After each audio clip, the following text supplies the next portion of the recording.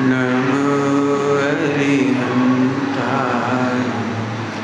नमो सिद्धाय नमो आयर्याय नमो वज्राय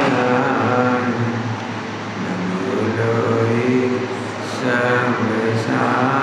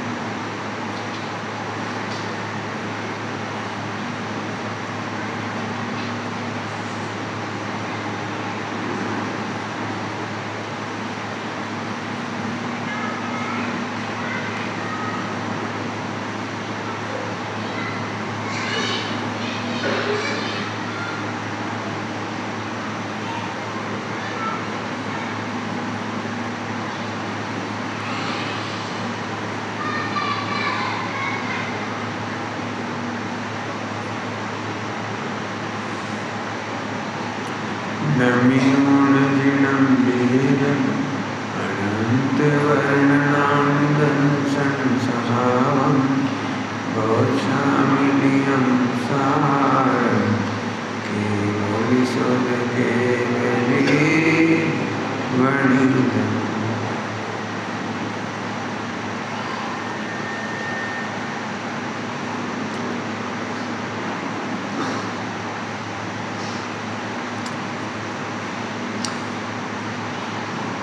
कल एक गाथा रह गई थी समझाने से। काल द्रव्य के बिना किसी भी द्रव्य का परिणमन नहीं होता है। विश्व के सभी द्रव्यों का परिणमन काल द्रव्य के निमित्त से होता है और बिना परिणमन के विश्व में कोई द्रव्य रहता नहीं। इतनी पंक्तियां थी, दो लाइनों में थी ये बात। बड़ी सुंदर चर्चा है इसमें, बहुत खजाना छिपा पड़ा है इसमें आनंद का। अब क्या छिपा है आनंद, अपन खोलने की कोशिश करती। सबसे पहली बात है, विश्व में काल द्रव्य के बिना किसी का भी परिणमन नहीं होता। तो ये निमित्त का ज्ञान कराया। निमित्त मतलब अकर्ता। काल द्रव्य परिणमन कराता नहीं है। परिणमन की शक्ति स्वयं की द्रव्यत्व गुण की है। सामान्य गुण है द्रव्यत्व, जिस शक्ति के कारण द्रव्य का कोई ना कोई परिणमन अवस्था अवश्य बदलती रहती है। ये तो हुआ उपादान। निमित्त का ज्ञान कराना है तो काल द्रव्य। यहाँ तक तो चर्चा सरल है, कोई कठिन नहीं, लेकिन रास्ता इसमें बहुत है, इसमें रहस्य बहुत है, आनंद बहुत है इसमें। क्या है बहुत कि सुन तो सही, तू बोलता है मैंने मकान बनवाया, मैंने घर बनाया, मैंने बच्चों को पाला पोसा, बच्चों को बड़ा कर दिया, मेरी वजह से संगठन बढ़िया चल रहा है, मेरी वजह से प्रवचन बढ़िया चल रहा है, मेरी वजह से प्रवचन बहुत अच्छे हो रहे हैं, मेरी वजह से ग्रंथ अच्छे लिखे गए हैं। तो इस लाइन ने कहा कि तुम इसके निमित्त हो कि उपादान? जी बताओ कर हमें नहीं मालूम। तुम्हारी वजह से शिविर अच्छा चल रहा है, कोई बात नहीं है, तुम इसके निमित्त हो कि उपादान? शिविर में एक एक परमाणु, एक एक जीव द्रव्य अपना अपना काम करने आए, वो तुमका द्रव्य तो उपादान है। और निमित्त में काल द्रव्य तुम क्या हो? तुम फटे में फटे में टांग समझते हो? फटे में टांग उलझाने का मतलब है फोकट में दुखी। जिन्होंने तारीफ कर दी शिविर बहुत अच्छा चल रहा है, चौड़ी छाती हो गई। इतने भी दो चार लोग हैं, क्या शिविर है, पिचक गई। तो अपन फूक गए कि हवा भर दे तो फुग्गा फूल गया और किसी ने पिन घुमा घुसा दी, पिचक गई। शांति से सोच, आपका एक एक फुग्गा फूटेगा इसमें। आपकी पत्नी की तारीफ सुनते से आप जबर फूल रहे, जबरा नहीं। एक बात है, कड़ी तो तुम्हारी पत्नी के हाथ की खाई, क्या कड़ी थी, गजब। तो तूने क्या करा था? तूने विधि बताई थी, बनाने की क्या किया था तूने? कि कुछ नहीं, वो तो उसे आती है बनाना, वो पियर से सीख के आई थी, बनाती बढ़िया कड़ी भाखरी। तो तूने क्या किया ये तो बता दे। हमने कुछ नहीं किया, हमने तो ये भी नहीं कहा कि कड़ी भाखरी बना, उसे बना ली, तुम्हें पसंद आ गई तो तुम काहे भूल गए। और इतने में किसी ने कहा ये अच्छी नहीं बनाती वो कड़ी, तो उधर खाई थी हमने ननिहाल में, वो कड़ी अच्छी थी, घी डाल करके जो बनाई थी बढ़िया कड़ी, भजिए डाल करके, ये मज़ा नहीं आया। और पिचक गए। ये दो दृष्टांत दिए, आपके बच्चे की प्रशंसा सुन के, आपके मकान की प्रशंसा सुन के, अरे आपके गांव की प्रशंसा सुन के, देश की प्रशंसा सुन के, नयों के नाम लूँगा तो उपचरित, असद्भुत, अनुपचरित, असद्भुत, सद्भुत, तो क्या है इसका ये बता दे। उपादान है कि निमित्त? आप नहीं समझ रहे होंगे, 99.99% प्रॉब्लम सॉल्व। आपके दुखों के आधार और सुखों के आधार, जिसको गुरुदेव कहते हैं अधर्माथी ठाए छे। क्या थी ठाए छे? अधर्माथी, न निमित्त ना ठिकाना न उपादान। बेगानी शादी में अब्दुल्ला परेशान, ये कहावत थी कोई, बेगानी शादी में अब्दुल्ला दीवाना। जबरदस्त, तेरे को लेना एक ना देना दो, अभी साल की बुराई कर दो, तुम में से जो जो वीतरागी होंगे उन्हें कुछ नहीं होगा। जिसने बनवाया हो, जिसने दिमाग लगाया हो, जिसने कुछ करा हो, उस तक मैसेज पहुंच जाएगा। सुमत प्रकाश जी ने भरी सभा में आज तुम्हारी उतार दी। अरे हमें पता भी नहीं कौन की उतार दी, मैंने तो ऐसे कुछ कहा, बस कुछ कहा। हो सकता है जन्मांतरों का बेर बन जाए, जन्मांतरों का। मैंने पार्श्वनाथ पुराण पढ़ा, मेरे अभी तक स्टोरी समझ में नहीं आई, उल्टा मत लेना, वही नहीं समझ में आई, मैं बुद्धू हूँ थोड़ा। जैसे महिला के को लेकर के दोनों भाइयों में विवाद हुआ, तो वो महिला का तो आता ही पता नहीं चला पूरी पिक्चर में।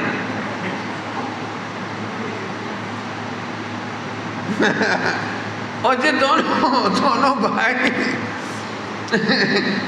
10 भाव तक दे दनादन दे दनादन दे दनादन दे दनादन चलता है। वो पत्नी कहाँ चली गई, उसका तो बताओ कि वो उसका कोई ठिकाना नहीं। कहानी इतनी अटपटी है, बड़े भैया की पत्नी अगले जन्म में इसकी हथनी बनती है, हाथी की, वो इधर आ जाती है।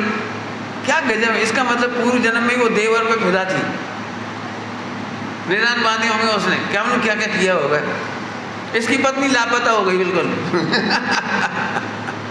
खैर मुझे कोई लेना देना नहीं। अरे प्रभु जहद राशि बात के लिए भाव बिगड़ते हैं। आ भाव बगाड़ू भी न थी, बधारू भी न थी, बिगाड़ना भी नहीं है और बढ़ाना भी नहीं है। तो बहुत सुंदर लाइन है, मैंने अब सुना दिया आपको। इस विश्व में क्षमा द्रव्य में द्रव्यत्व के कारण अपना अपना परिणमन होता है, तो वहाँ भी तेरी चलती नहीं। मैंने तुम्हें समझा दिया। अब तुम्हारे द्रव्य में मेरा क्या चलता है तुम समझ गए जिन्हें, तो मैंने क्या कर डाला, वो तुम्हारी योग्यता से तुम समझ गए। नहीं निमित्त हूँ, निमित्त ढोल छाप निमित्त तो वो काल द्रव्य है। तुम कहाँ से बीच में टपक गए, और तुमने समझाया, इतनों को क्यों नहीं समझाया। मैं इस बात को गजब कर दिया कमाल से, मुझे बहुत अच्छी लगती है ये बात। अब आगे चलो। नहीं मैं ज्ञापक निमित्त हूँ, तो ज्ञापक निमित्त का मतलब समझते हो, कुछ नहीं करता है, जो जानता है बस। क्या जानता है कि कालद्रव्य को भी जानता है और तुम्हारे उपादान को भी जानता है। इतना जानने से तुम जबरन में बिल्कुल आप सोच रहे हो, पता नहीं मैं कितना मेरा बस चला, तो 99% तो अनंतानुबंधी का हिस्सा पूरा इसी से शॉर्ट हो गया। जो फालतू के कर्म बंद हो रहे थे करणादि योग से, सब बंद निपट गए इसमें से। आपने देखा ऐसे ऐसे लोग मिलेंगे। एक दिन हम आए थे, ये बन रहा था, हमने कहा ऐसे कर लो, और फिर हमारी जब ये शिखर बना ना, हमने कहा था बस सोई बना, और तुम तो कह के निकल ही गए थे। 25 साल बाद आए, तुमने तो ना 5 रुपए दिए दान में, बस तुमने कहा था यहाँ शिखर ऐसा बनना चाहिए, और कह के चले गए। वो इस बात का भी मजा लूटता है कि मैंने कहा था। अब समझ में आ रही पाप की गहराइयाँ कहाँ तक है। हमने कहा था वंदे भारत से चले जाओ, फिर चले गए। तो चले गए तो तुमने कहाँ करा, तुमने ना टिकट के पैसा दे, न ड्राइवर का काम किया वंदे भारत का, बस तुमने कही थी तो उसे एक्सप्रेस से नहीं जाएंगे तो इस एक्सप्रेस से चले जाएंगे, इतनी सी बात थी। मैंने दो एग्जाम्पल नहीं सुना रहा हूँ, मैं ये कह रहा हूँ 24 घंटे तुम्हारे दिमाग में यही कचरा घुसा है। उन्होंने हमारी इज्जत ही नहीं रखी, का इज्जत नहीं रखी। मीटिंगों में झगड़े होते हैं, ट्रस्टों में, मीटिंग में बहुत महावीर भगवान का नाम लेके जाना पड़ता है, शांतिनाथ भगवान का। मैंने कितने लोग जानते हैं कि वो नहीं समझेंगे, तो छिपा के एजेंडा ले जाना पड़ता है। कुछ बात पे साइन करवा लेते सॉल्ट में और काम पे कुछ और करते हैं, मुझे सब पता रहता है। क्यों? कि वो नहीं मानेंगे तो नहीं मानेंगे, और काम कर नहीं। सब जगह ऐसा ही होता है। उसका कारण यही है कि उनके मुंह से निकली और उसकी इज्जत रखो।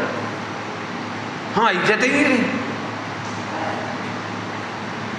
अब ऐसे आदमी को कौन सुखी कर सकता है? भगवान भी नहीं कर सकते। फिर से सोच, विश्व के सारे परिणमन उपादान से होते हैं, और यदि निमित्त में भी कोई है तो काल द्रव्य है। तुम तो वहां कहीं भी नहीं हो।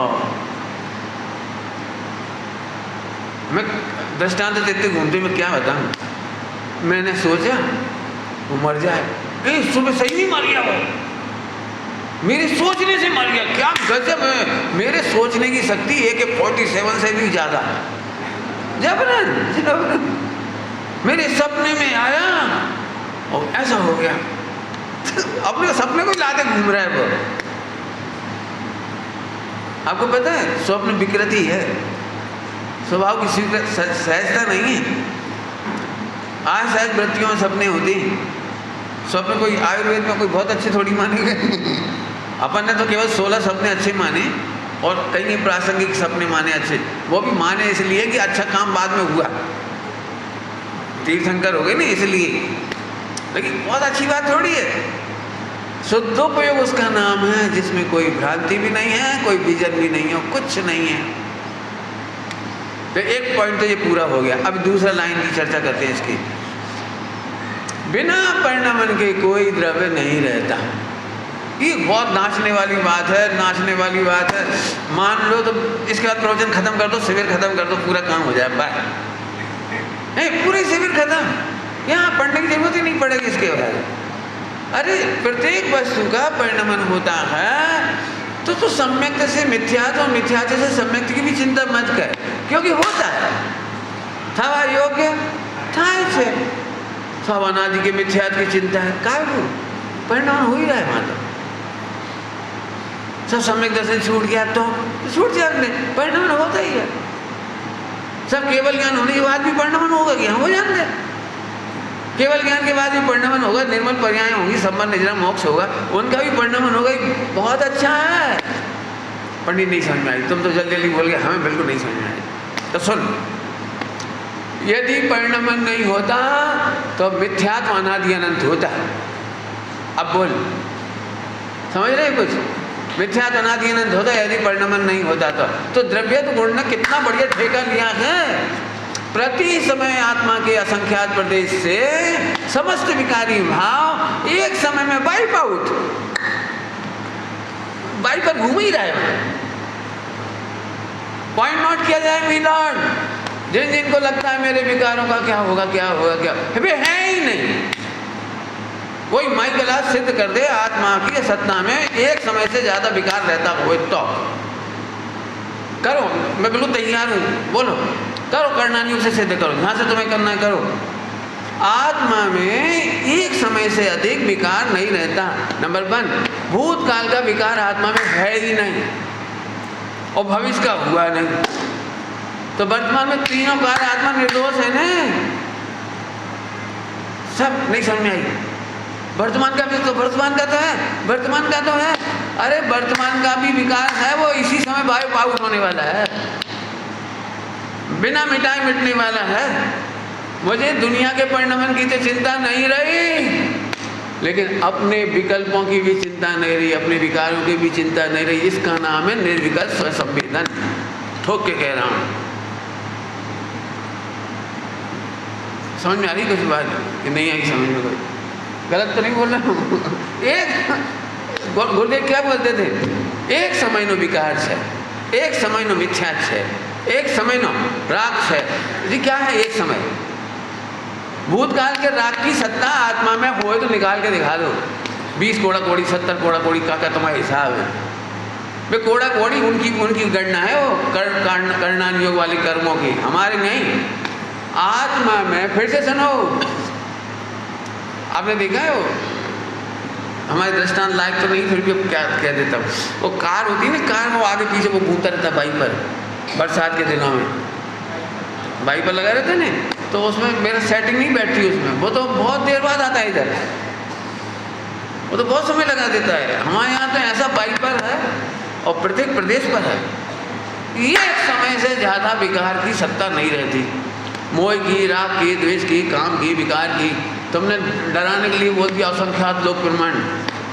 असंख्यात लोक प्रमाण भी अधिक समय की पर्याय को लेकर है। एक समय की पर्याय में एक ही प्रकार का विकार है, और वो भी कैसा? डॉक्टर साहब जिसके लिए एक बात कहते थे, बहुत अच्छे दृष्टांत, कि हम जिसे विकल्प को टालना चाह रहे हैं, परिणाम को दूर करना चाहते हैं, वो तो एक समय का है, वो तो मर ही गया। तो दादा ऐसे दृष्टांत देते थे, सबको याद होगा, कि हमने गोली चलाई, सबको लगा कि हमारी गोली से मरा। अरे उसका तो मरने का काल ही था। कौन का? जिसको मैंने गोली मारी है वो मेरी गोली से नहीं मरा, वो तो उसके मरने का काल ही था। हाँ ये बात अलग है, मरने का काल था और गोली लग गई। हम अपराध बोझ से भरे जा रहे, हमने मार डाला, हमने मार डाला, हमने मार डाला। ऐसे एक भी परिणाम को बिगाड़ना, सुधारने का काम जीव का नहीं है ही नहीं, तो निर्विकल्प हो गए। जब ऑटोमेटिकली विकल्प मिट रहा है तो हम काबू मिटाएं? इसका नाम है निर्विकल्प हो जाना, वस्तु स्वरूप हो जाने के। और स्वयं संवेदन माने स्वयं माने ध्रुव, अनादि अनंत अप्रभावी विकार मात्र से, परिणाम मात्र से, पर्याय मात्र से। तो मैं अब जितने नाम डालना डॉट डॉट कर दे रहा हूँ, मैं खाली स्थान भर लो। और सारे विश्व से अछूता तत्व हूँ।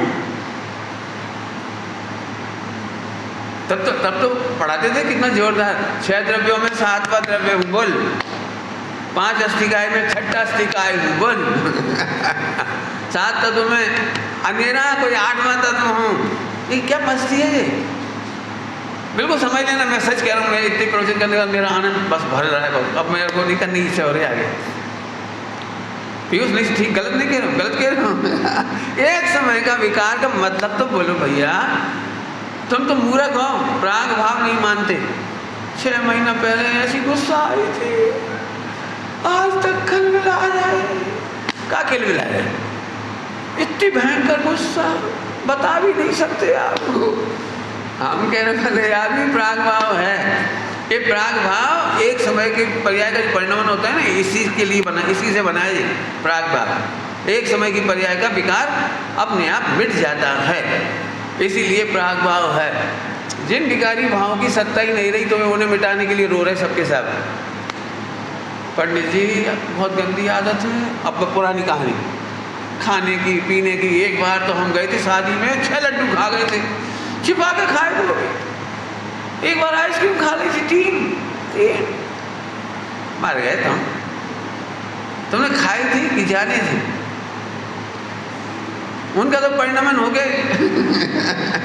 वो 3 आइसक्रीम खाता हूँ, क्या कहता था मेरी समझ तो भाषा, इनपुट भी हुआ और आउटपुट भी हो गया। मशीन में शेष ही नहीं बची। वो आइसक्रीम और लड्डू तुम्हारे जो रो रहे जिनके लिए तुम बैठ गए। ऐसी कहानी है जैसी मेरी शक्ल दिखा रहा हूँ। लेना एक ना देना तो।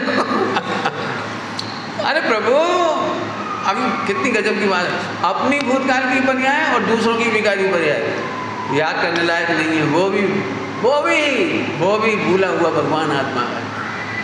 क्या भूला हुआ भगवान आत्मा है? कि विकारों से जुदा अभी है। भूतकाल का विकार भी नहीं है और भविष्य का हुआ नहीं है। मेरा भी और उसका भी, सभी जीव निर्दोष भगवान दिखाई दे रहे हैं। विश्व मैत्री प्रारंभ हो गई। हमें नहीं दिखता कोई शत्रु। हमें नहीं दिखता कोई मित्र, हमें कोई नहीं दिखाई दे रहा, हमें आनंद के सिवा कुछ दिखाई नहीं दे रहा। फिर है ना परिभाषा कितनी जोरदार हुई है। प्रत्येक वस्तु परिणमन के बिना नहीं रह सकती। तुम कई बार चाहते हो मिथ्या, इस गाथा के विरुद्ध, पंडित जी ऐसा लग रहा है ऐसे ही परिणाम स्थिर हो जाए, यही परिणाम बने रहे। इसका मतलब तुझे ना तो पर्याय का खबर है और न द्रव्य की खबर है, न ध्रुव की खबर है, तुझे कुछ खबर नहीं। तो पंडित जी एक बार बताओ, अनादिकाल से बड़ी मेहनत करके तो आज सम्यक दर्शन हुआ, और वो भी उपशम गिर गया, मर गए, इतनी मेहनत करी वो भी गया। तो सुन, सम्यक दर्शन उपशम वाला तू रखे रहे, मैं ऊपर की बात करता हूँ। बोलो भाई, केवल ज्ञान सड़ा सड़ाया बासा खाना है कि ताजा खाना है? बोलो बोलो, कल्पना करो, केवल ज्ञान होने के बाद भी आज के केवल ज्ञान खाना पड़े, तुम्हें भोगना पड़े अनंत काल तक, तो ये बासा हुआ कि ताजा हुआ? बोलो, तुम्हें ताजा खाओ ना। प्रत्येक केवल ज्ञान की प्रत्येक पर्याय एक समय की है, वाइप आउट नहीं। गंदी पर्याय तो हमें बर्दाश्त है ही नहीं, निर्मल पर्याय भी हमें रखने लायक नहीं। निर्मल पर्याय की दृष्टि इसीलिए नहीं करते, रखने लायक नहीं। सुनोगे जरा ध्यान से, निर्मल पर्याय मेरा भोग्य नहीं है, भोग्य नहीं है, ये मात्र है। क्या बोल रहा हूं? निर्मल पर्याय भी मरती है तो मरने देने, वो मेरा गेय ही तो है, भोग्य थोड़ी है। जिसका भोग के लुटे उसे दुख होए, भोग कहाँ लुट गया मेरा? तो तुम कौन हो, भोगता कि भोग्य? कि मैं तो भोगता भोग के भेद से पार, वेद वेदक के भेद से भी पार हूँ। मेरे में भोगता भोग का विकल्प ही नहीं है। आनंद ही आनंद है। समझ में आ रही थोड़ी बहुत कि मैं विद्वानों को देख देख के बोले जा रहा हूँ? नहीं समझ में आया तो हाथ खड़े कर दे, सरल कर देंगे। देखो मैं सरल दृष्टांत नहीं देता हूँ, अभी दृष्टांत दे दी ना तो नए लोगों को नहीं समझ में आ रही होगी पक्की। देखो संजय सेठी, तुम ससुराल जाओ, ससुराल दृष्टांत है तो मेरे परिचित है इसलिए तुमसे दे दिया। अभी तुम ससुराल में जाओ, तुम्हारे साथ तुम्हारा साला भी बैठा है, अभी भी बैठे, क्या कहलाते हैं तुम्हारे सासू, ससुर, ससुर भी बैठे, और सासू उतरती कैले की रोटी, तवा की रोटी फूलती फूलती अपने पति के थाली में ट्रांसफर करे, और जब भी तुम्हारे खाने का नंबर आए तो टिफिन में रखी हुई रोटी परोसे। उतरती रोटी ससुर को, अरे उसे तो रोज खिलाती हो तुम, एक आध दिन देवर उसको ही खिला दो। सन इन लॉ क्या कहलाता है, दमाद। लेकिन नहीं, और तुम देखते रहे, एक आध बार तो चलो गलती से हो सकता है, लेकिन बिल्कुल 6 रोटी आई और 6 की 6 ठंडी आई, और ससुर की थाली में 6 ही फुटबॉल गई।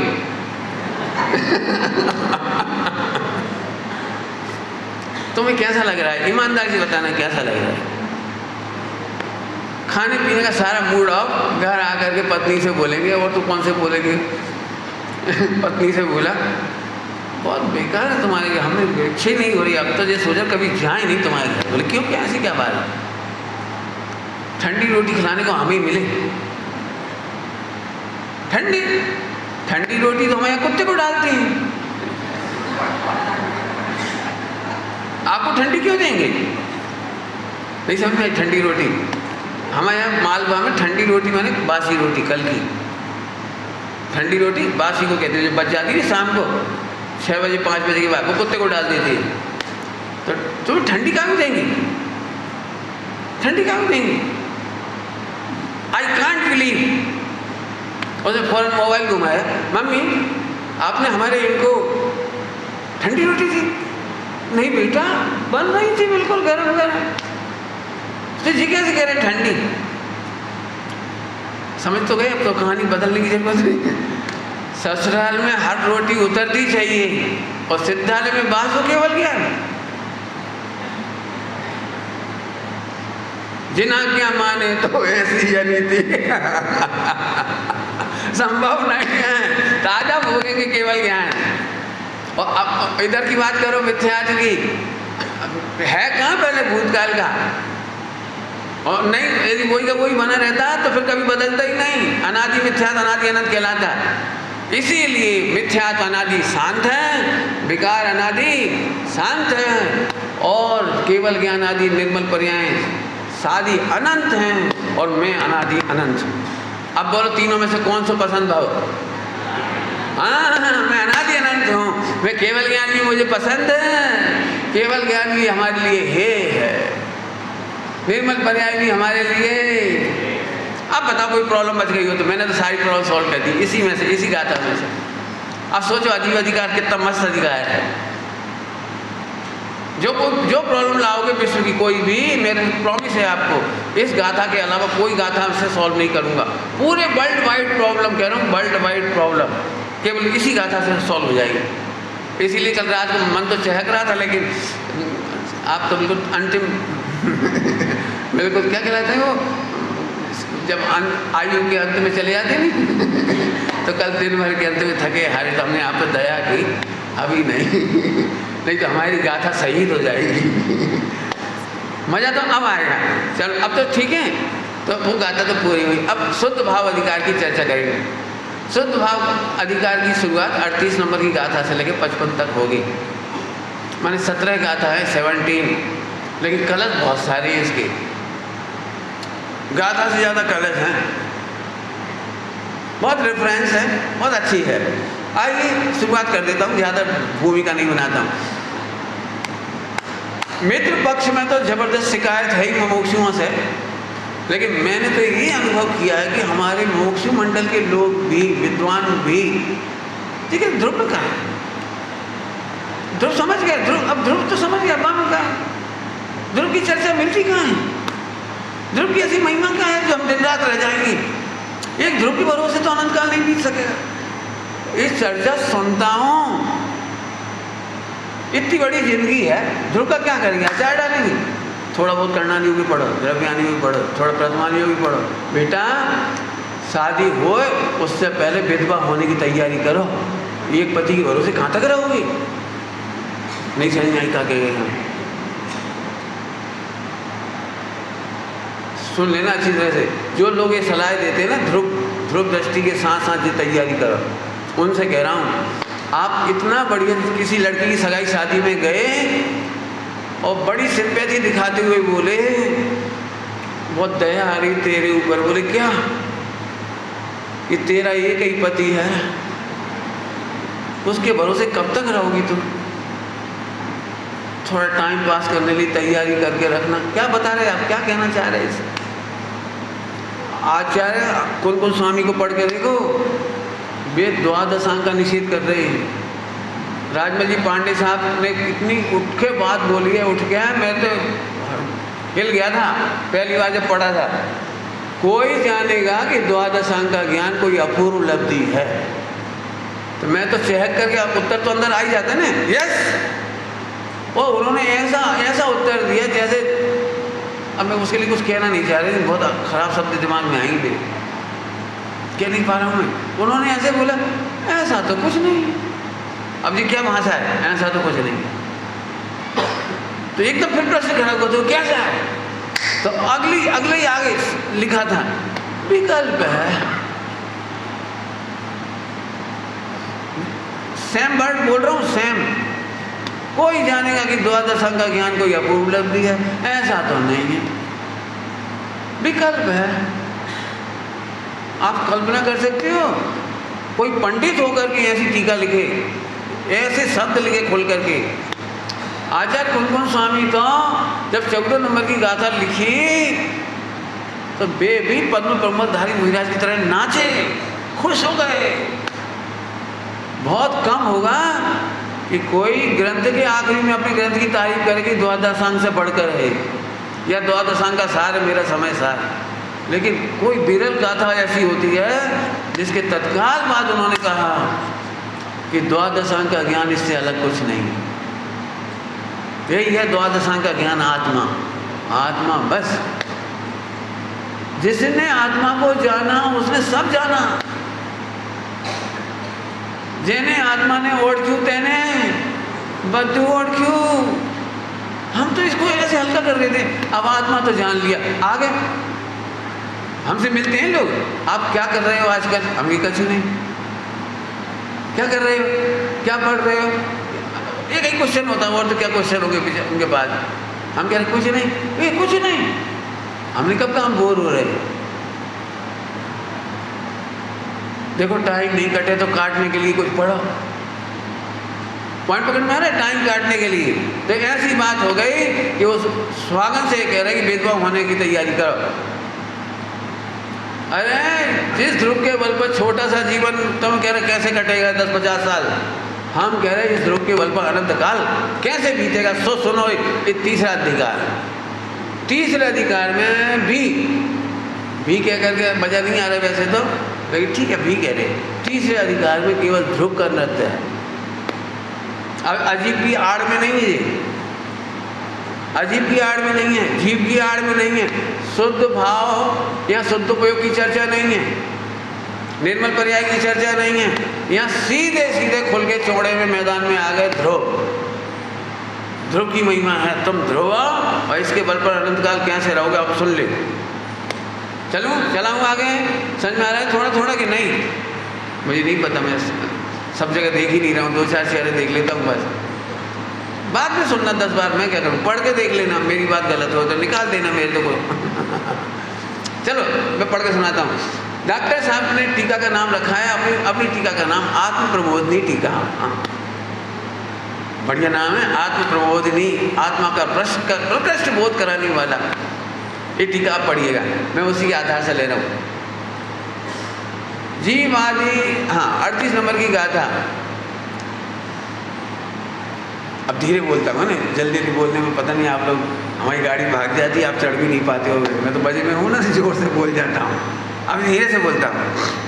38 नंबर की गाथा विस्फोटक गाथा है। विस्फोटक क्यों कह रहा हूँ? देखो सुनो। जीवादि जो बहितत्व हैं, विस्फोट नंबर 1, जीव बहिर्तत्व है कि जीव स्वतत्व है? ये विस्फोट नहीं है।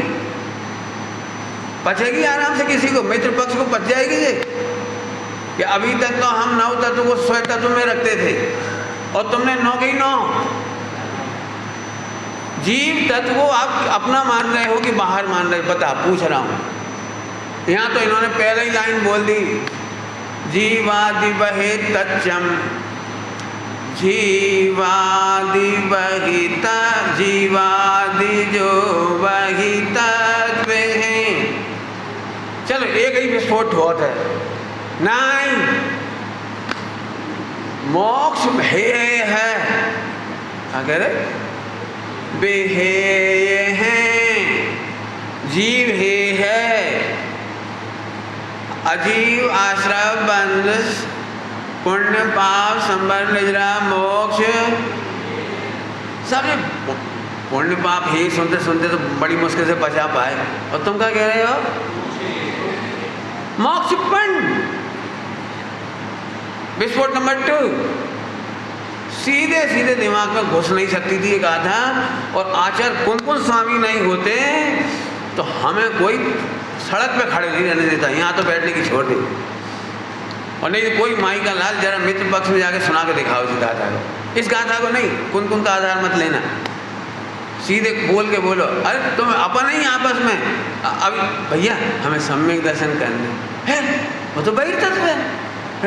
सुमत प्रकाश जी सम्यक दर्शन करवे आए, हम सम्यक दर्शन कर लेते हो। हाँ बता कौन बहिर्तत्व सुनेगा अभी?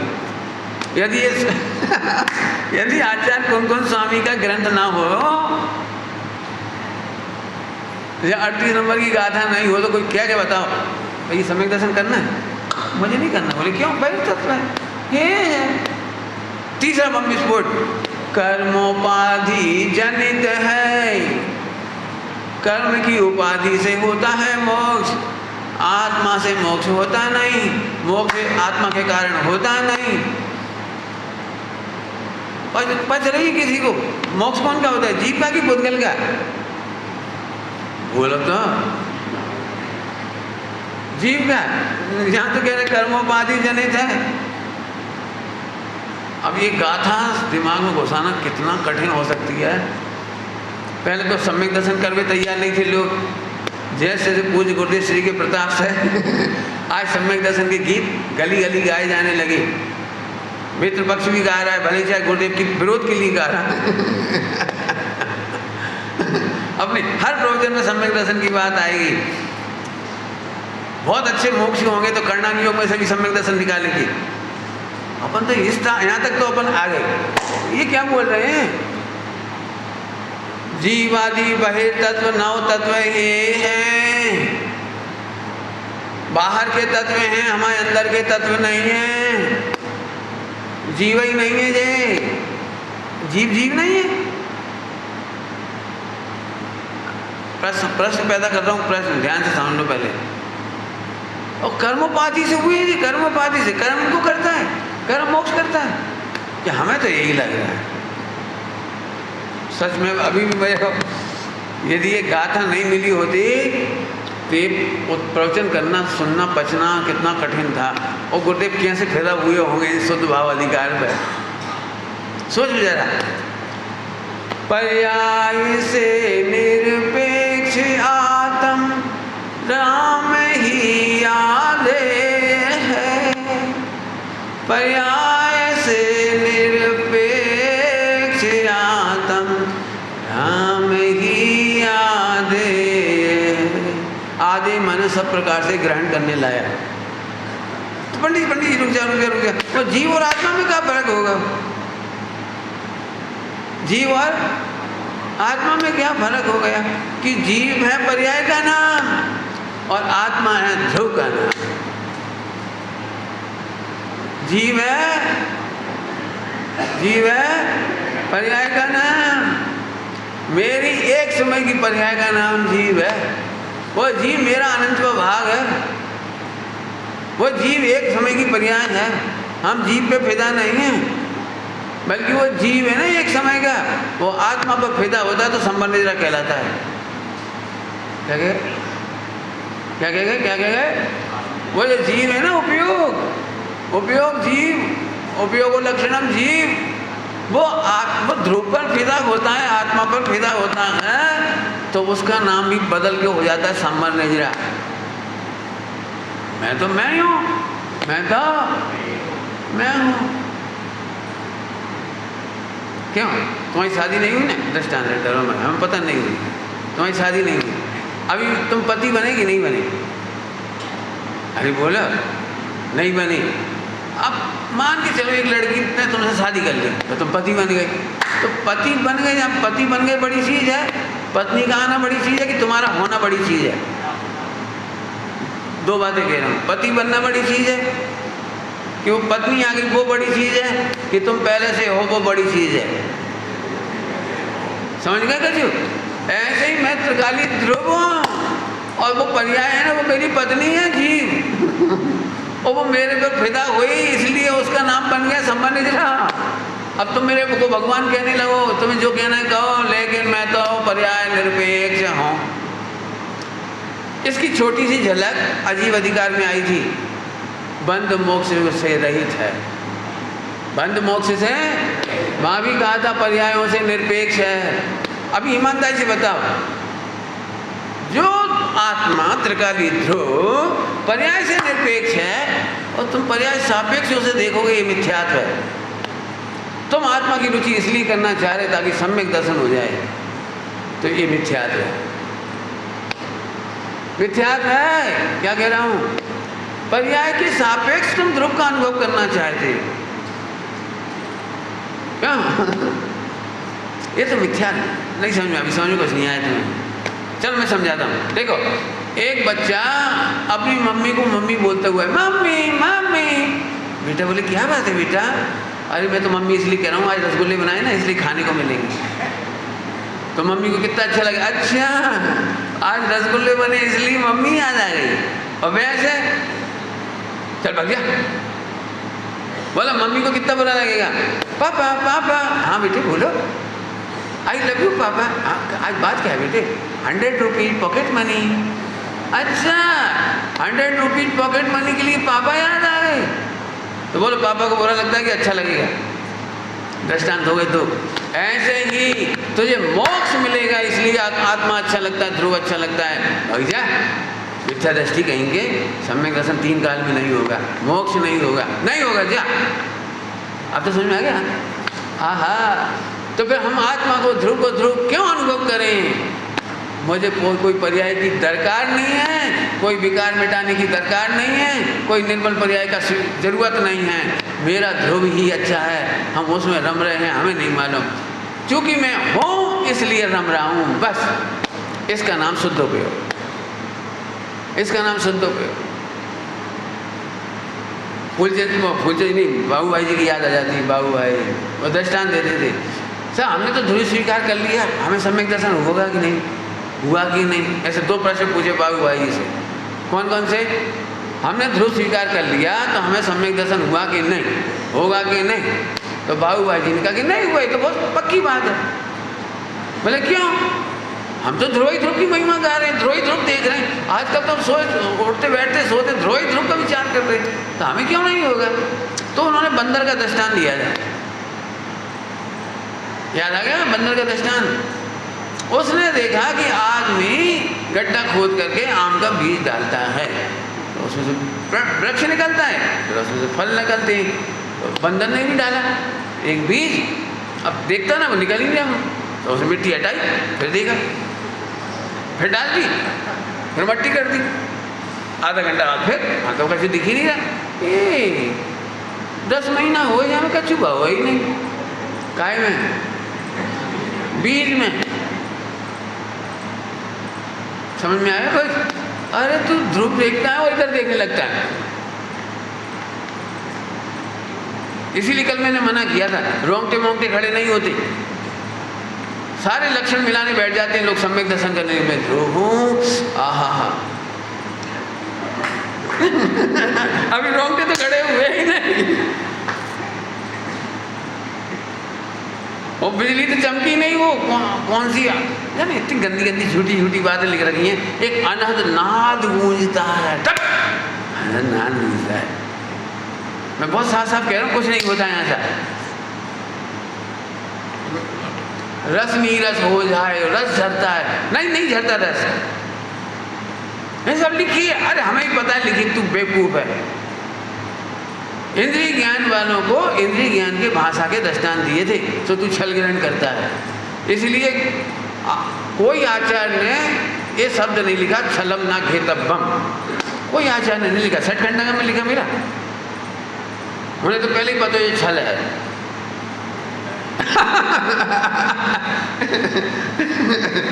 बहुत बड़ी बात कह दी मैंने। ये तो आचार्य कौन स्वामी समय सारणी लिख रहे थे, उन्होंने लिखा छल निग्रहण नहीं करना, क्योंकि हमारी मजबूरी है। हम अतीन्द्रिय ज्ञान का भगवान आत्मा और इंद्रिय ज्ञान की कटोरी में सौंप रहे हैं, तो इंद्रिय ज्ञान का छल ग्रहण नहीं करना। तो फिर क्या है, सच्ची बात क्या है? सही बात बोलूं फिर से? नहीं समझ में आ गई, ये तो मुझे ही पता है कि ध्रुव का अनुभव सम्यक दर्शन से लेकर मोक्ष तक के लिए मत करो, और सब आश्रम बंद के निषेध के लिए मत करो। इसमें ध्रुव की इंसल्ट है।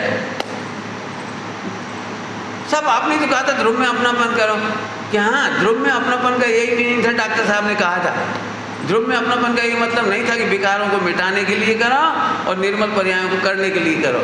अपनापन किससे कहते हैं पता है? क्यों? आपको मेरे से अपनापन है कि नहीं? लोक व्यवहार की भाषा में पूछ रहा हूँ, लोक व्यवहार की भाषा। वो अपनापन अभी नहीं लगा इधर वाला। आपको मेरे से प्रेम है कि नहीं? कितना प्रेम है बोलो? आपको मेरे से वात्सल्य है कि नहीं? जल्दी बोलो। अरे बोलो, है पक्का? अरे हाँ, आप जैसा आदमी कहाँ मिलेगा? हमारे घर आ जाओ, आप ही बर्तन मांज देना, इतनी इसलिए आपकी याद आती है। हमारे यहाँ तो राख उसके मजते हैं साबुन के, आप लेकिन राख से मांजते तो हमें एक बार बड़ी भावना है कि आपके हाथ के मंजे हुए राख के बर्तन में पानी पिए। बहुत अपनापन है हमें आपसे। अच्छा, जूठन मजवा रहा है तू? मैंने बर्तन मजवाने के लिए याद कर रहा है मुझे। ऐसे ही ध्रुव का स्मरण मोह राग देश दूर करने के लिए मत करो और निर्मल पर्यायों के लिए मत करो, और नहीं तो फिर तुम्हें एक डांट पड़ेगी, पज्जय मूढ़ा ही पर समया। ध्रुव का अपमान है, ध्रुव की विराधना है, तो सब ध्रुव का अनुभव क्यों करें? क्यों करें बताऊं? क्योंकि वो है। क्या कहा मैंने? अपनी पत्नी को अपनी पत्नी मानो, इसलिए नहीं कि स्वर्ग मिलेगा, और नहीं मानोगे तो नरक चले जाओगे, ये ऐसे नहीं। अपनी पत्नी है, मान लो है, घुमाने फिराने की क्या जरूरत है? ऐसे ही ध्रुव हो, भगवान हो, निर्दोष हो, गायक हो, है ना?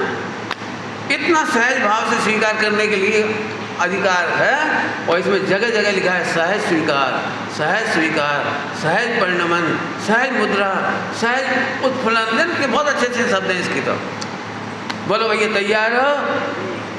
देखो अब और सरल दृष्टांत देता हूँ। मुझे पता है ध्रुव में आपको अपनापन नहीं, परायापन है, लेकिन ध्यान आपको अपनापन कोई दृष्टांत देता हूँ। कौन से बोलो? जिनन तुम पुरुष हो कि स्त्री? हैं? पुरुष हो? नहीं दृष्टांत जिनन से कह रहे, तुम आत्मा थोड़ी कह रहे हम, जिनन नाम की संज्ञा ली हमने, ऐसे घुमाओ मत। तुम पुरुष हो तो काहे मान रहे पुरुष?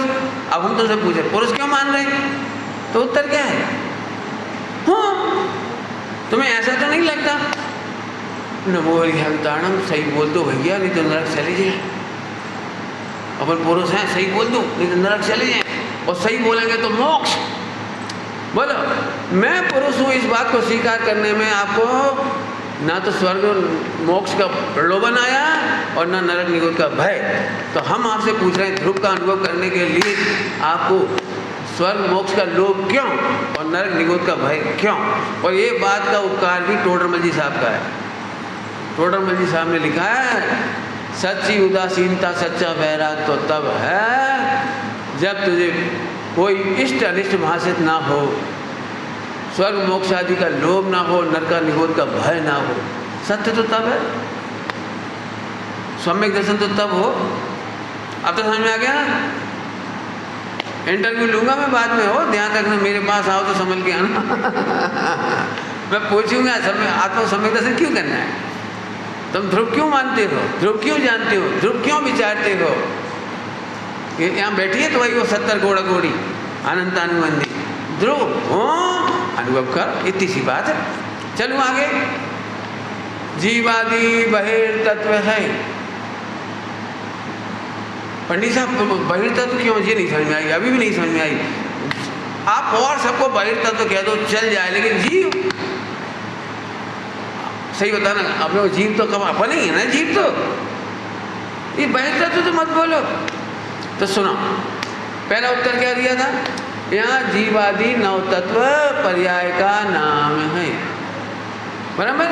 दूसरा उत्तर, जिसके आश्रय से सम्यक तो होता है उसे तो कहते हैं अंतस्तत्व, और जिसके आश्रय से सम्यक दर्शन नहीं होता है उसको कहते हैं बहिर्तत्व। परिभाषा लिख लो। क्या बोला? नियम सार जी में बहिर्तत्व की परिभाषा।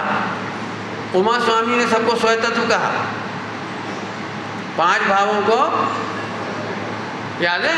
औप समीक्षाई को भावों में सस्य जीवस्य जीवस्य जीवस्य स्वतत्व मौदरिकम च।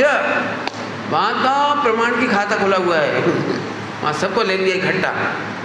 यहाँ तो कह रहे ना, हाँ परिभाषा क्या निकली स्वतत्व की?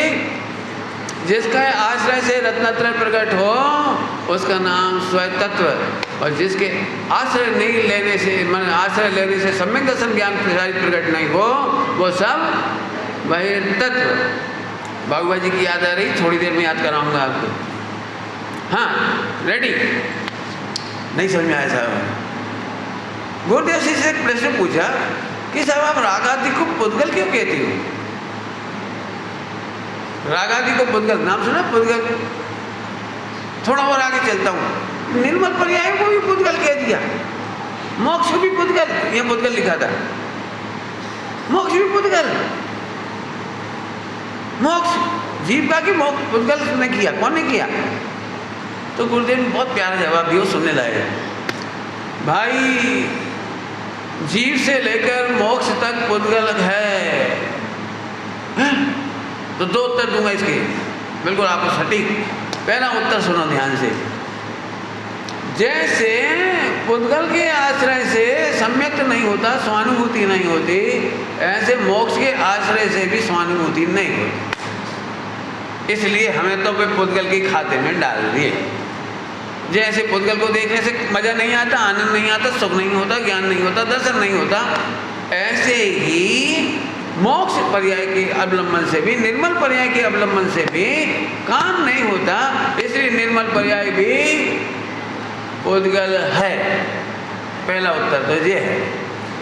अभी दूसरा उत्तर कि दूसरा उत्तर ये है कि जो जिस पर्याय को याद करने पर कर्मों की याद आ जाए वो पुद्गल का। मैं समझाता हूँ, चिंता नहीं करनी।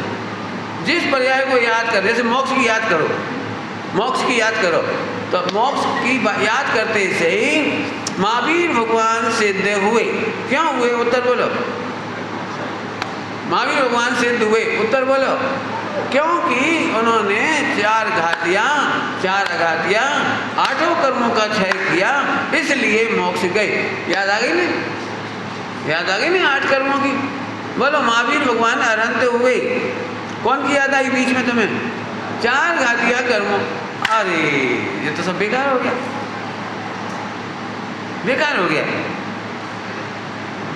तो फिर सुनो, पुद्गल है, हमें नहीं मालूम, बहिर्तत्व है, हमारा तत्व नहीं, बहिर्तत्व है, बहिर्तत्व है। पंडित जी आप सही सही बताओ, हमें नहीं समझ में आ रही। जिन नहीं समझ में आ रही उनकी तरफ से कह रहा हूँ, हमें अभी तक नहीं समझ में आ रही। पुद्गल में तो न संबंध निद्रा मोक्ष होता है, निर्मल पर्याय तो आत्मा की है और विकारी पर्याय भी आत्मा की है। यहाँ है तो फिर स्वतत्व क्यों नहीं है? बताए ना, अपनी ही पर्याय भी उसका आश्रय करने से काम नहीं होता, तो बहिर्तत्व है। अब बाबू भाई जी की याद करा रहा हूं। अपना बेटा भी पराया बेटा हो जाता है। कैसे हो जाता है? अपना बेटा भी अपने अनुसार नहीं चलता, अपनी संस्कृति के अनुसार नहीं चलता, सब व्यसन करता हो, जिनाज्ञा नहीं मानता हो, तो पिताजी भी अखबार में निकलवा देते हैं क्या, आज से इसके प्रति हमारा कोई दायित्व जिम्मेदारी नहीं रही, आज से हमारे तुम कुछ नहीं। क्या बोल देते हैं? आज से तुम्हारा हमारा कोई संबंध नहीं, तुम हमारे बेटा ही नहीं। डीएनए टेस्ट कराओगे तो बेटा हमरो ही है। यदि डीएनए टेस्ट कराओगे तो बेटा तो हमारा, लेकिन नहीं हो, निकल जाओ हमारे घर से, रोज मत जाना हमारे घर में, हमारे कुछ नहीं। होता है कि नहीं होता है? ऐसे ही जो पर्याय ध्रुव को प्रसिद्ध नहीं करती, जो पर्याय को प्रसिद्ध करती है, वो बहिर्तत्व है। जाओ, तुम्हें देख के हमें कहीं और की याद आती, कर्मों की, उपसम की, क्षय की, क्षयोपसम की। इसको कहते हैं कर्मोपाधि जनित। कर्मों के उपसम से हो उपसम सम्यक, कर्मों के क्षयोपसम से हो क्षयोपसम सम्यक, क्षयोपसम चारित्र, कर्मों के क्षय से हो क्षयिक और कर्म के उदय से औदयिक।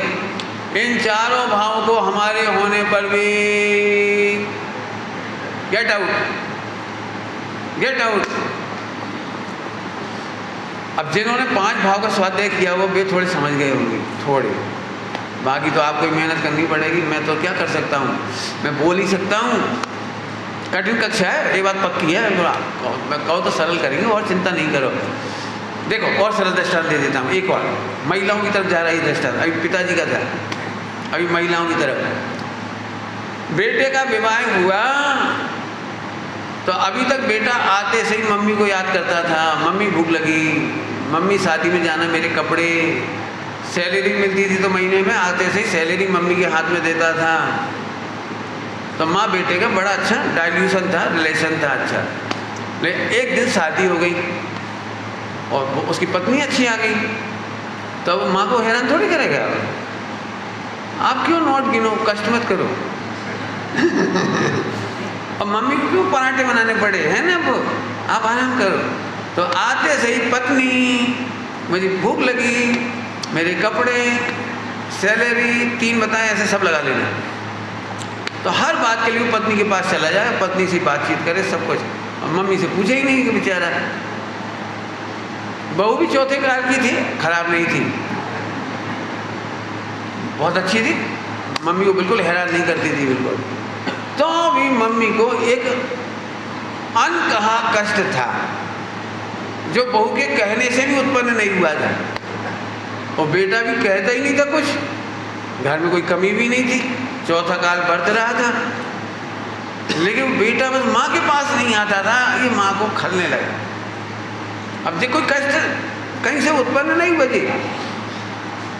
एक दिन, 2 दिन, 1 महीना वो रोज इंतजार करती, बेटा हमारे पास आ जाएगा, आ जाएगा, नहीं आया। और 1 महीना बाद मंदिर में मिथ्यात्व को प्राप्त हो गई, चेहरे की रौनक खत्म। मंदिर में सब कह रहे बात कहा है, कछु बोलो। सब सुनना चाहते थे बहू की बुराई, ताकि फैला सके मार्केट में। बहू खराब है, नहीं ऐसी कोई बात नहीं, रोटी नहीं दे ना, ऐसी कछु बात नहीं, कछु किए थे सुना थे, ऐसी कछु बात नहीं। तो बोलो ना क्या बात है? कछु नहीं, सब ठीक है, कर्म को उदय भुगत रहे। कहाँ करे जो जे कर्म पूरा किए खोटे। तुम घुमा मत जलेबी, सीधे सीधे बताओ कि बहू खराब है कि बेटा खराब है। क्या तो भाई कछु नहीं है, बस अपना ही उदय खराब। अब ये रहस्यात्मक हो गया पूरा, है ना, पूरा कितना रहस्य हो गया। फिर एक बहुत ही फास्ट फ्रेंड थी उसकी, फास्ट फ्रेंड, उसे बता दिया उसने। क्या बताया? एक ही बात की पीड़ा है, बेटा अपना नहीं रहा, बेटा बहू को होगा। कौन को होगा? बेटा कौन का हो गया? डीएनए टेस्ट कराओ, बेटा बहू का हस्बैंड है कि सन। अरे तुम नहीं समझोगे पंडित जी, तुम नहीं समझोगे, जाओ हटो। हम नहीं समझते, तुम सब समझते हो। देखो वहाँ सारी विवक्षाएं समझ में आ रही है सबको। बेटा बहू का हो गया का मतलब सब समझ गए कि नहीं समझ गए? बेटा तो हमारा ही है, लेकिन अब हमें रिस्पॉन्स नहीं देता। ऐसे जो पर्याय जिन्हें देखने से कर्मों को रिस्पॉन्स चला जाए, हमें रिस्पॉन्स नहीं मिले, तो वो पर्याय कर्मों की है, पुद्गल की है, कर्मोपाधि जनित है। वो कर्मों के उदय को याद दिलाए, उपशम को याद दिलाए, क्षय को याद दिलाए, नहीं वे हमारी पर्याय हमारी नहीं। तो हमारी पर्याय कौन सी है? हम तो सहज चेतन चमत्कार मात्र हैं, हम तो चैतन्य मात्र हैं। हमें हमारे लिए और किसी की जरूरत, ये है सम्यक दर्शन। 38 नंबर की गाथा सम्यक दर्शन से स्टार्ट हो रही है, लेकिन सम्यक दर्शन नहीं बता रहे इसमें, सम्यक दर्शन का विषय बता रहे हैं। चलते चलते अभी भी तुम इसलिए ध्रुव को चाहो कि सम्यक दर्शन हो जाए, तो तुमसे ज़्यादा गद्दार बहू को बेटा नहीं है। बहू को बेटा समझ गए? तुम कर्म के वफादार हो, ध्रुव के वफादार नहीं हो। और ऐसे लोग मंदिर में जा कर के, पंडित जी के पास भी आकर के दीन होकर के कहते, पंडित जी इतने साल से गहराई से अभ्यास कर रहे, 6 से 8 घंटा रोज गुरुदेव की सीडी सुनते हैं, रोज पढ़ते हैं, सब कुछ कर रहे हैं, लगता है दर्शन मोहिनी की 70 कोड़ा कोड़ी प्रबल है। हमारी तरफ से तो काम कर लिया पूरा, बस अब देखो उपशम का इंतजार है, कब उपशम होता है, कब बिजली चमकेगी, देखते हैं भाई। हमारी तरफ से तो काम पूरा है, हमसे तो पंडिताई करा लो पूरी, ध्रुव निरपेक्ष, पर्याय निरपेक्ष, कर्मोपाधि निरपेक्ष, हम पूरा पढ़ा देंगे। परंतु अभी वो उपशम होना बाकी है। तो हम कह रहे इधर आप समझ गए, ऐसी धुनाई करे तेरी ढोर, तू नए चक्र को नहीं जानता। एक कहेंगे, मैं नहीं कहता हो, आचार्य बोलते तू नए चक्र को नहीं जानता। हमने इसलिए नहीं पढ़ाया था उपशम 6 उपशम। गुरुदेव के प्रवचन में वो चर्चा आती थी, पढ़ लेना उठा करके यार। गुरुदेव इतने हल्के से जवाब देते थे, ये तो संयोग का ज्ञान कराया, उपशम 6 उपशम आदि का ज्ञान कराया है। मैंने वजन इससे ज़्यादा नहीं दिया गुरुदेव ने कभी भी।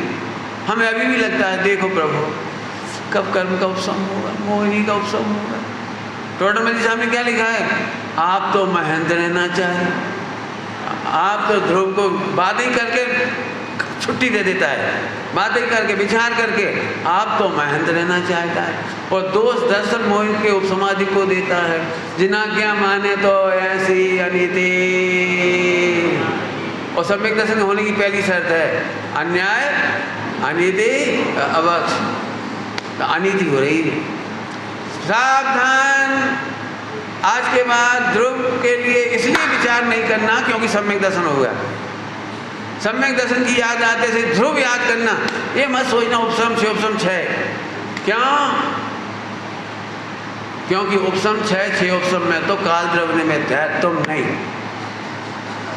निमित्त। और उपादान है तत्समय की योग्यता। ओहो, तो सम्यक दर्शन करने में तो मेरा कोई रोल ही नहीं बचा। तो हम तो अपने ध्रुव भवन में बैठे, तुम्हारी तुम जानो,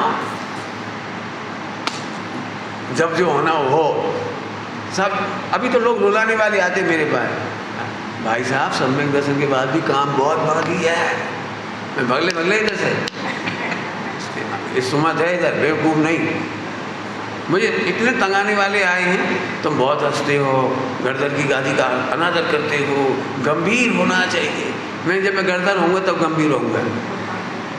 अभी मैं गर्दन नहीं हूँ, मैं तो पद्म प्रमलधारी मुझे नाच सकते तो मैं नाच रहा हूँ। अरे मुझे आनंद करने दो। चार गति बहुत रोए हम पहले।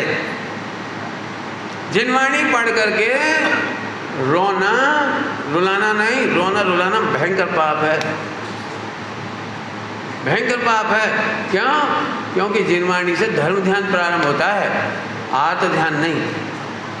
जिनवाणी पढ़कर आर्त ध्यान करो, नरक में क्या हुआ था, फला में क्या हुआ था, चार गति में क्या हुआ था, और पर्यायों में क्या हुआ था, और कब होगा। रोना नहीं, आर्त ध्यान है। सम्यक दर्शन कब होगा, ये आर्त ध्यान है। केवल ज्ञान कब होगा, ये आर्त ध्यान है, धर्म ध्यान नहीं है। तो सब धर्म ध्यान क्या है कि समय पे होगा, हम मजे में बैठे। सम्यक से लेके मोक्ष तक सब समय पे होगा, हमें मालूम है। हम तो हाँ, क्यों होगा समय पर? 3-4 बार उत्तर दे दिया आखिरी में। बोलो, वो निमित्त में वो है काल द्रव्य, और तत्समय की योग्यता उपादान है। हमारे हाथ में तो कछु है ही नहीं, हमारे हाथ में तो हमारा ध्रुव है। हम बैठे अपनी मौन सो। यदि तुम्हारा ये समस्त कर्तव्यस्थ हो गया और पर्याय मात्र का सम्यक दर्शन से लेके मोक्ष तक का बिल्कुल टेंशन नहीं बची हो, तो सम्यक दर्शन है। इतने निर्भर परिणति का नाम सम्यक दर्शन है भाई साहब, और बड़ा सरल है, कठिन नहीं है। विचार करोगे तो आप भी इस रहस्य को पा जाओगे। ओम नमः शिवाय। पर्याय की